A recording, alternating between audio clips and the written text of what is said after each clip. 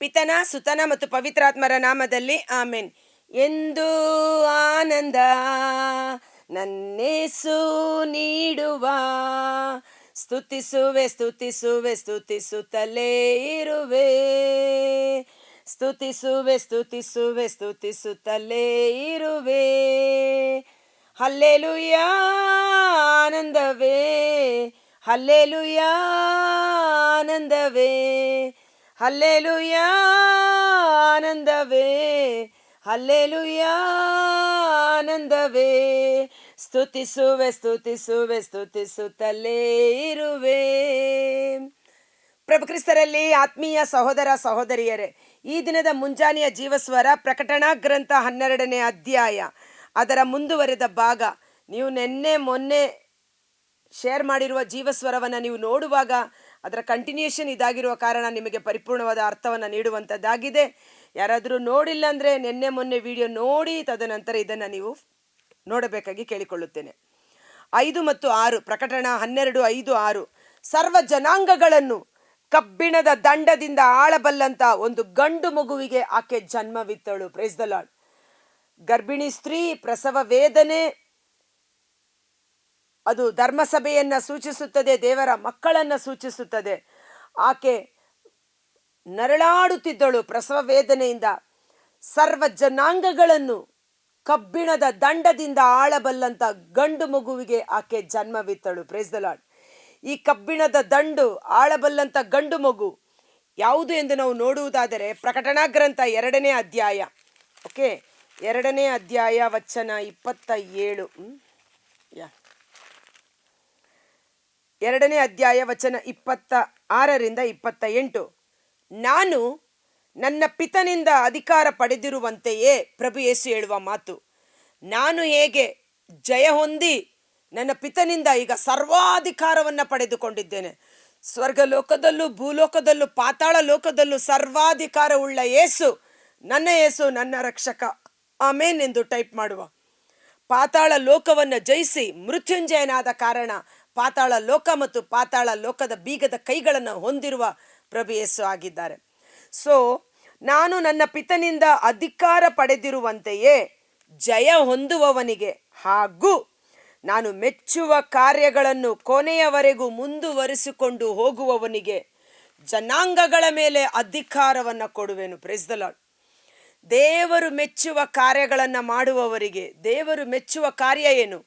ಯೋಹಾನ 6 ವಚನ 25ರಲ್ಲಿ ಜನಸ್ತೋಮ ಯೇಸುವಿನ ಬಳಿ ಬಂದು ಕೇಳುತ್ತೆ, ಪ್ರಭುವೇ, ದೇವರನ್ನ ಮೆಚ್ಚಿಸಬೇಕಾದರೆ ನಾವು ಏನು ಮಾಡಬೇಕು? ಆಗ ಯೇಸು ಹೇಳುತ್ತಾರೆ, ದೇವರನ್ನ ಮೆಚ್ಚುಗೆಗೆ ಪಾತ್ರರಾಗಬೇಕಾದರೆ ಸರ್ವೇಶ್ವರನಾದ ತಂದೆ ದೇವರನ್ನು, ಆತನಿಂದ ಕಳುಹಿಸಲ್ಪಟ್ಟ ದೇವರ ಪುತ್ರನನ್ನು ನೀವು ನಂಬಬೇಕು, ವಿಶ್ವಾಸಿಸಬೇಕು. ಅದೇ ದೇವರು ಮೆಚ್ಚುವ ಕಾರ್ಯ ಅನ್ನುವ ರೀತಿಯಲ್ಲಿ. ಸೊ ರಕ್ಷಕನಾದ ಯೇಸುವನ್ನು ವಿಶ್ವಾಸಿಸುವ ಪ್ರತಿಯೊಬ್ಬರಿಗೂ, ದೇವರು ಮೆಚ್ಚುವ ಕಾರ್ಯಗಳನ್ನು ಮಾಡುವ ಪ್ರತಿಯೊಬ್ಬರಿಗೂ ಜನಾಂಗಗಳ ಮೇಲೆ ಅಧಿಕಾರವನ್ನು ನೀಡುವವರಾಗಿದ್ದಾರೆ. ಈ ಜನಾಂಗಗಳ ಮೇಲೆ ಅಧಿಕಾರ ಅನ್ನುವುದಾದರೆ ಕೀರ್ತನೆಗಳು 2ನೇ ಅಧ್ಯಾಯ, ಇದಿಲ್ಲೇ ಇರಲಿ, ಒಂದಕ್ಕೊಂದು ಸಂಬಂಧಪಟ್ಟ ವಾಕ್ಯ ನಮಗೆ ಸಂಪೂರ್ಣ ಪವಿತ್ರಾತ್ಮರ ಅರ್ಥ ಮಾಡೋದಕ್ಕಾಗಿ. ಓಕೆ, ಕೀರ್ತನೆಗಳು 2 ವಚನ 7ರಿಂದ ಬಹಳ ಚೆನ್ನಾಗಿದೆ. ಕೇಳಿರಿ ದೇವರ ಆಜ್ಞೆಯನ್ನು, ಆತನು ನನಗೆ ಇಂತೆಂದೆನು, ಈ ದಿನ ನಾನಿನ್ನ ಹೆಡೆದಿಹೆನು, ನೀ ನನಗೆ ಮಗನು.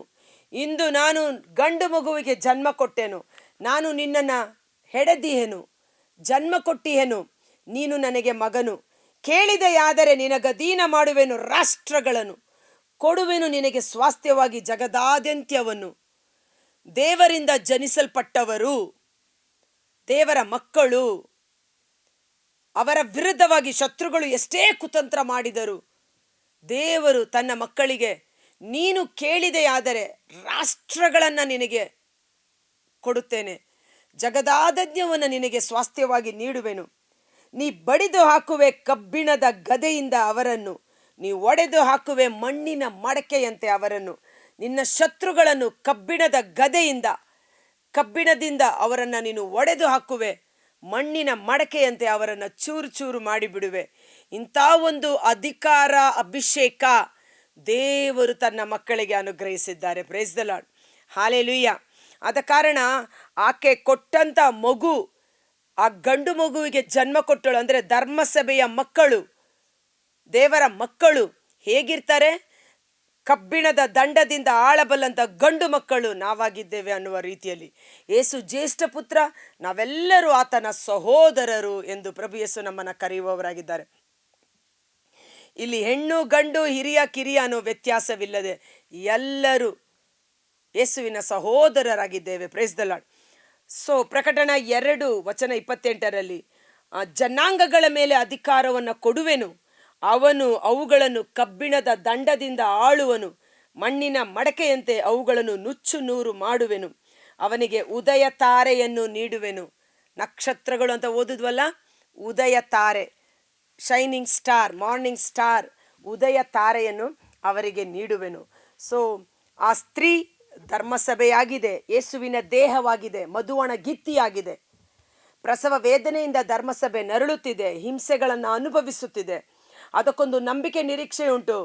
ಉದ್ಧಾರಕನಾದ ಪ್ರಭು ಯೇಸು ಮರಳಿ ಬರುವಾಗ ಇವೆಲ್ಲವೂ ನಾವು ಪಟ್ಟ ಕಷ್ಟ ಸಂಕಟಗಳು ಕ್ಷಣಿಕ, ಆದರೆ ಆಗ ದೊರಕುವ ಸಂತೋಷ, ಆನಂದ ವರ್ಣಿಸಲು ಅಸಾಧ್ಯವಾದುದು. ಕಬ್ಬಿಣದ ದಂಡದಿಂದ ಆಳಬಲ್ಲಂತ ಮಗುವಿಗೆ ಜನ್ಮ ಕೊಟ್ಟಳು. ಆದರೆ ಆ ಮಗುವನ್ನು ಸಿಂಹಾಸನದಲ್ಲಿದ್ದ ದೇವರ ಬಳಿಗೆ ಕೊಂಡೊಯ್ಯಲಾಯಿತು. ಆ ಮಕ್ಕಳನ್ನು ಎಲ್ಲಿಗೆ? ದೇವರ ಬಳಿಗೆ, ದೇವರೊಟ್ಟಿಗೆ ಆಳ್ವಿಕೆ ಮಾಡುವುದಕ್ಕಾಗಿ ದೇವರ ಬಳಿ ಕೊಂಡೊಯ್ಯಲಾಯಿತು. ಆ ಮಹಿಳೆ ಅರಣ್ಯಕ್ಕೆ ಓಡಿ ಹೋದಳು. ಅಂದರೆ ಒಂದು ಜನಾಂಗ ದೇವರ ಸನ್ನಿಧಾನಕ್ಕೆ ಹೋಗುತ್ತದೆ, ಆ ಮಹಿಳೆ ಅರಣ್ಯಕ್ಕೆ ಓಡಿ ಹೋದಳು. ಇಲ್ಲಿ ಮಹಿಳೆ ಅಂದರೆ ಯಾರು? ಧರ್ಮಸಭೆ, ಧರ್ಮಸಭೆಯ ಮಕ್ಕಳಾದ ನಾವೇ, ಮುಂದೆ ಬರಲಿರುವ ಮಕ್ಕಳು, ಮುಂದೆ ಇರುವ ಜೀವಿಸಬೇಕಾದವರು. ಅಲ್ಲಿ 1260 ದಿನಗಳ ಕಾಲ ಆಕೆಗೆ ಶುಶ್ರೂಷೆಯಾಗಬೇಕೆಂದು ದೇವರೇ ಆ ಸ್ಥಳವನ್ನು ಸಜ್ಜುಗೊಳಿಸಿದ್ದರು. 1260 ದಿನಗಳ ಕಾಲ ಆ ಮಹಿಳೆ ಅರಣ್ಯಕ್ಕೆ ಓಡಿ ಹೋಗಿ ಅಲ್ಲಿ ಆಕೆಗೆ ಶುಶ್ರೂಷೆಯಾಗಬೇಕೆಂದು ದೇವರೇ ಆ ಸ್ಥಳವನ್ನು ಸಜ್ಜುಗೊಳಿಸಿದ್ದರು. ಈ 1260 ದಿನ ಅಥವಾ 3 ವರ್ಷ 6 ತಿಂಗಳು, ಇದರ ಬಗ್ಗೆ ಬೈಬಲಲ್ಲಿ ಅನೇಕ ಕಡೆ ನೋಡ್ಕೊಂಡು ಬಂದಿದ್ದೇವೆ. ಹೇಗೆಂದರೆ ಪ್ರಕಟಣಾ ಗ್ರಂಥ ಜಸ್ಟ್ 11 ಅಲ್ವಾ, 11ನೇ ಅಧ್ಯಾಯದಲ್ಲಿ ನಾವು ನೋಡಿದೆವು. ಆ ಇಬ್ಬರು ಸಾಕ್ಷಿಗಳು 1260 ದಿನ ಪ್ರವಾದಿಸುವರು. ಅವರು ಇರುವ ಕಾಲದಲ್ಲಿ ಎಂಥ ಮಹತ್ಕಾರ್ಯಗಳು ಆಗುತ್ತದೆ ಎಂದು ಪ್ರಕಟಣಾ ಗ್ರಂಥ 11ನೇ ಅಧ್ಯಾಯ ಧ್ಯಾನ ಮಾಡುವಾಗ ನಾವು ಅದನ್ನು ವಿವರಿಸಿ ನೋಡಿದ್ದೇವೆ. ಸೊ ಇಲ್ಲಿ 1260 ದಿನಗಳ ಕಾಲ ಆಕೆಯನ್ನು ಶುಶ್ರೂಷೆ ಮಾಡಲಾಗುವುದು ಅಂತ. ಈ 1260 ದಿನಗಳು ಅಂತ ಮತ್ತೆ ನಮಗೆ ಸಿಗೋದು ಯಾಕೋಬನ ಗ್ರಂಥ 5ನೇ ಅಧ್ಯಾಯ ವಚನ 17. ಎಲಿಯನು ನಮ್ಮಂತೆ ಸಾಧಾರಣ ಮನುಷ್ಯ, ಆದರೂ ಅವನು ಮಳೆ ಬಾರದಿರಲೆಂದು ಭಕ್ತಿಯಿಂದ ಪ್ರಾರ್ಥಿಸಿದ್ದರಿಂದ 3 ವರ್ಷ 6 ತಿಂಗಳು, 3 ವರ್ಷ 6 ತಿಂಗಳು, ಕರೆಕ್ಟಾಗಿ 1260 ದಿನಗಳು ಮಳೆ ಬೀಳಲಿಲ್ಲ. ಸೊ ಎಲಿಯ ಅಹಾಬ ರಾಜನ ಮುಂದೆ ಅಥವಾ ಇಸ್ರಾಯೇಲರ ಮುಂದೆ ಸರ್ವೇಶ್ವರನ ಸನ್ನಿಧಿ ಸೇವಕನಾಗಿ ಆಜ್ಞೆ ಮಾಡುತ್ತಾನೆ, ನಾನು ಆಜ್ಞಾಪನೆ ಮಾಡುವವರೆಗೂ ಇನ್ನು 3.5 ವರ್ಷ ಮಳೆ ಬರುವುದಿಲ್ಲ ಎಂಬುದಾಗಿ. 3 ವರ್ಷ 6 ತಿಂಗಳು, 1260 ದಿನಗಳು. ಆ ದಿನಗಳಲ್ಲಿ ಮಳೆ ಬಾರದೇ ಇದ್ದಾಗ ಎಲ್ಲೆಡೆ ಕ್ಷಾಮ. ಇಲ್ಲಿ ಈ ಮಹಿಳೆ ಮರುಭೂಮಿಗೆ ಓಡಿ ಹೋಗುವಂತೆ ಮಾಡಿದರು. ಅಲ್ಲಿ ಅವರನ್ನು ಶುಶ್ರೂಷೆ ಮಾಡಲು ದೇವರ ಸ್ಥಳವನ್ನು ಸಿದ್ಧ ಮಾಡಿದರು. ನಮ್ಮ ಧರ್ಮಸಭೆಗೆ ಅಥವಾ ನಮ್ಮೆಲ್ಲರಿಗೆ ದ ಪರ್ಸಿಕ್ಯೂಷನ್ ಡೇಸ್, ನಮ್ಮನ್ನು ಹಿಂಸಿಸುವ ಕಾಲ ಬರುವಾಗ ಬೆಟ್ಟ ಗುಡ್ಡಗಳಿಗೆ ಓಡಿ ಹೋಗಲಿ, ಮಹಡಿ ಮೇಲಿರುವವನು ವಸ್ತುವನ್ನು ತೆಗೆದುಕೊಳ್ಳಲು ಹಿಂದಕ್ಕೆ ಬಾರದಿರಲಿ, ಓಡಿ ಹೋಗಲಿ ಅಂತೆ ಹೇಳುವ ರೀತಿಯಲ್ಲಿ ನಾವು ಎಲ್ಲಿಯೋ ಓಡಿ ಹೋಗಿ ನಮ್ಮ ಪ್ರಾಣವನ್ನು ಕಾಪಾಡಿಕೊಳ್ಳಬೇಕಾದ ಸ್ಥಿತಿಗತಿಗಳು ಬರುತ್ತದೆ ಮುಂಬರುವ ದಿನಗಳಲ್ಲಿ. ಅಂಥ ಸಮಯದಲ್ಲೂ ದೇವರು ತನ್ನ ಮಕ್ಕಳನ್ನು ಸಂರಕ್ಷಣೆ ಮಾಡಿ ಪೋಷಣೆ ಮಾಡುವವರಾಗಿದ್ದಾರೆ. ನಮ್ಮ ಅಗತ್ಯಗಳನ್ನು ಪೂರೈಸುವ ದೇವರು ಯೆಹೋವ ಈರೆ ಆಗಿದ್ದಾರೆ. ಆಮೇನ್. ನನ್ನ ಅಗತ್ಯಗಳನ್ನು ಪೂರೈಸುವ ದೇವರು ಯೆಹೋವ ಈರೆ ಎಂದು ಆಮೇನ್ ಎಂದು ನಾವು ಟೈಪ್ ಮಾಡುವ ಕಾರಣ, ಎಲಿಯ ಹೋದಾಗ ಬರಗಾಲ ಬಂದು ಕ್ಷಾಮ ತುಂಬಿದಾಗ ದೇವರು ಹೇಳ್ತಾರೆ, ನೀನು ಕೆರೆತ್ ಹಳ್ಳಕ್ಕೆ ಹೋಗು, ಆ ಹಳ್ಳದ ಬಳಿ ನೀನು ವಾಸ ಮಾಡು, ಅಡವಿಯಲ್ಲಿ ನಿನಗೆ ಕಾಗೆ ಪ್ರತಿದಿನ ಬಂದು ಆಹಾರವನ್ನು ತಂದು ಕೊಡುವುದು. ಅದ್ಭುತಕರವಾದ ಅನುಭವ.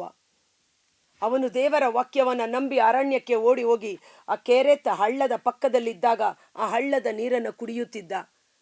ಕಾಗೆ, ನಯವಂಚಕ ಕಾಗೆ ಪ್ರತಿದಿನ ಬೆಳಿಗ್ಗೆ ಮತ್ತು ಸಂಜೆ ಆತನಿಗೆ ರೊಟ್ಟಿ ಮತ್ತು ಮಾಂಸದ ತುಂಡನ್ನು ತಪ್ಪದೆ ತಂದು ಕೊಟ್ಟವು.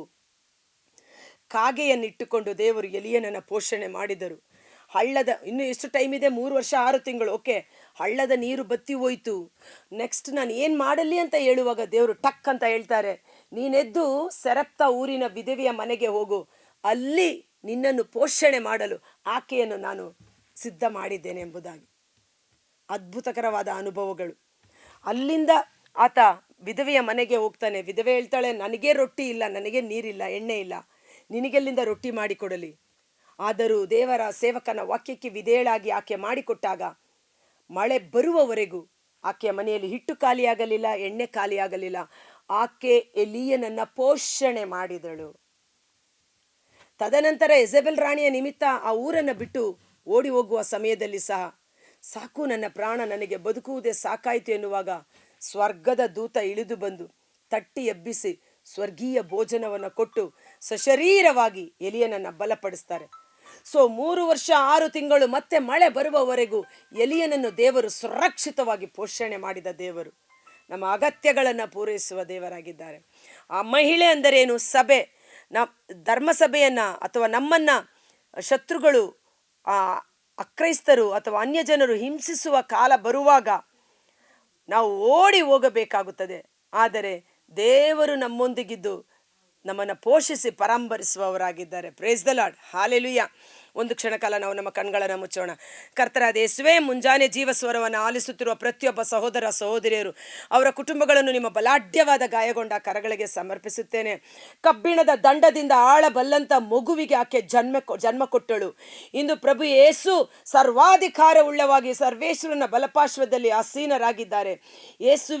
ಯೇಸುವಿನ ವಿಜಯೋತ್ಸವದಲ್ಲಿ ಭಾಗಿಗಳಾಗಿರುವ ನಮ್ಮನ್ನು ಸಹ ಪ್ರಭು ಯೇಸು ತನ್ನ ಸಿಂಹಾಸನದಲ್ಲಿ ಕುಳಿತು ಅಧಿಕಾರವನ್ನು ನಡೆಸಲು ಅನುಮತಿಯನ್ನು ನೀಡಿದ್ದಾರೆ. ಭೂಲೋಕದಲ್ಲಿ ನೀವು ಏನನ್ನು ಕಟ್ಟುತ್ತೀರೋ ಅದು ಪರಲೋಕದಲ್ಲಿ ಕಟ್ಟಲಾಗುವುದು. ಭೂಲೋಕದಲ್ಲಿ ನೀವು ಏನನ್ನು ಬಿಚ್ಚುತ್ತೀರೋ ಪರಲೋಕದಲ್ಲಿ ಅದು ಬಿಚ್ಚಲಾಗುವುದು. ರಾಷ್ಟ್ರಗಳನ್ನು ಕೆಡವುವ, ರಾಷ್ಟ್ರಗಳನ್ನು ಕಟ್ಟುವ, ನೆಲಸಮ ಮಾಡುವ, ಬೆಳೆಸುವ ಅಧಿಕಾರ, ಅಭಿಷೇಕವನ್ನು ಯೆರೆಮೀಯ 1:6-9 ದೇವರು ನಮ್ಮೊಬ್ಬೊಬ್ಬರಿಗೆ ಅನುಗ್ರಹಿಸಿದ್ದಾರೆ. ದೇವರು ಕೊಟ್ಟ ಯೇಸು ನಾಮ ಎಂಬ ಅಧಿಕಾರದ ಶಕ್ತಿಯಲ್ಲಿ ನಾವು ಈ ಲೋಕದಲ್ಲಿ ಸಕಲವನ್ನು ಯೇಸು ನಾಮದ ಮಹಿಮೆಗಾಗಿ ಮಾಡುವ ಸಾಧನಗಳಾಗಿ ಮಾರ್ಪಾಡಾಗುವ ಅಭಿಷೇಕ ನಮ್ಮಲ್ಲಿ ಕಾರ್ಯ ಮಾಡಲಿ. 3 ವರ್ಷ 6 ತಿಂಗಳು ಆ ಮಹಿಳೆಯನ್ನು ಪೋಷಣೆ ಮಾಡಿದ ದೇವರು ಅದೇ 3 ವರ್ಷ 6 ತಿಂಗಳು ಮತ್ತೆ ಮಳೆ ಬರುವವರೆಗೂ ಎಲಿಯನನ್ನು ತಕ್ಕ ಸಮಯದಲ್ಲಿ ಪೋಷಣೆ ಮಾಡಿದ ದೇವರು. ಪ್ರಾಯದ ಸಿಂಹವಾದರೂ ಹೊಟ್ಟೆ ಹಸಿವಿಂದ ನರಳುತ್ತದೆ, ಯೇಸುವನ್ನು ಹುಡುಕುವವರಿಗೆ ಯಾವ ಕೊರತೆ ಇರುವುದಿಲ್ಲ ಎಂಬ ವಾಕ್ಯದಂತೆ ನಮ್ಮೆಲ್ಲ ಕೊರತೆಗಳನ್ನು ನೀಗಿಸಿ ಆ ಕೇಡಿನ ಸಮಯದಲ್ಲಿ ತನ್ನ ಕಣ್ಮಣಿಯಂತೆ ಪೋಷಿಸಿ ಪರಾಂಬರಿಸಿ ತನ್ನ ಮಂಜೂಷದ ಗರ್ಭಗುಡಿಯಲ್ಲಿ ಸುರಕ್ಷಿತವಾಗಿ ಕಾಯ್ದು ಕಾಪಾಡುವ ದೇವರಿಗೆ ಸ್ತೋತ್ರವನ್ನು ಸಲ್ಲಿಸುತ್ತಾ, ಯೇಸುವಿನ ಪರಿಶುದ್ಧಾತ್ಮರು ನಮ್ಮೊಳಗಿದ್ದು ಮತ್ತೊಬ್ಬ ಯೇಸುವಾಗಿ ಲೋಕದಲ್ಲಿ ಕಾರ್ಯ ಮಾಡಲು ಬೇಕಾದ ಅಭಿಷೇಕ ನಮ್ಮಲ್ಲಿ ಪ್ರವರ್ಧಿಸುವಂತೆ ಯೇಸುವಿನ ಅದ್ಭುತಕರವಾದ ನಾಮದಲ್ಲಿ ಪ್ರಾರ್ಥಿಸಿ ಬೇಡಿ ಹೊಂದಿಕೊಳ್ಳುತ್ತೇವೆ. ಆಮೇನ್. God bless you. ಈ ವಿಡಿಯೋ ಲಿಂಕನ್ನು ಪರರಿಗೆ ಶೇರ್ ಮಾಡಿ ದೇವರ ಆಶೀರ್ವಾದವನ್ನು ಹೊಂದಿಕೊಳ್ಳಿ. Thank you.